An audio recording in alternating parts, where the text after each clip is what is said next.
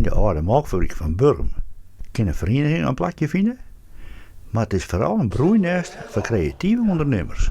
Waarom is die keuze hier op de fabriek gevallen?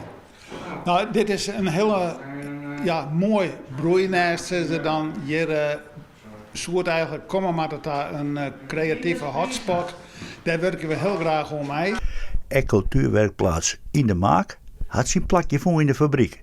En hier dwarren Iepen op de Iependij. Ik geniet enorm van dit stukje van Burgum. In mijn holle is het een beetje een rafelrone. Dit is het plak waar de fanfare komt te oefenen, waar de brandweer oefent. Het Iepenloft Burgum komt hier te repeteren. Je hebt wheelies in. Als je naar je motor gaat, dan test je die hier even uit.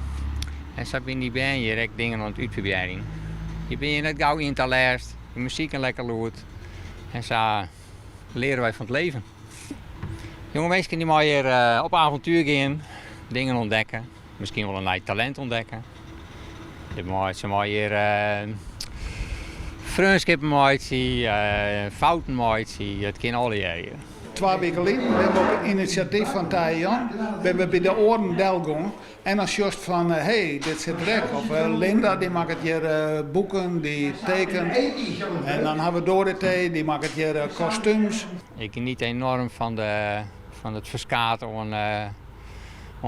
om bollen. Ik heb Ben die wil graag een houten bankje maken. Nou, die kan zich melden bij Hout, alle medewerking daar. Het cultuurlab, het achterland zit hier.